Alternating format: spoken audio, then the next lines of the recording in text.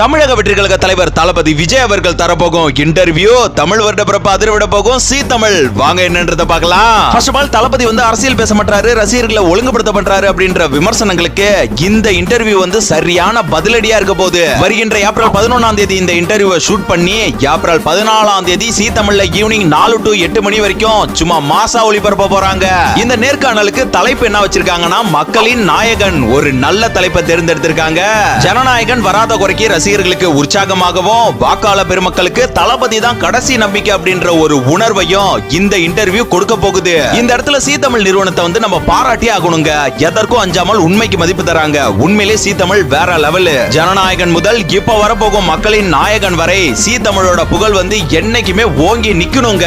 Okay, இப்ப இந்த இன்டர்வியூல நம்ம தளபதி பேச போற முக்கியமான விஷயங்களை ஷார்ட்டா பாத்திரலாம். முதல்ல புதிய வாக்காளர்களுக்கு அறிவுரை, அடுத்த பூத் கமிட்டியை சார்ந்த விஷயங்கள், ரசிகர்களின் அன்பு ஆபத்தில் முடியக்கூடாது,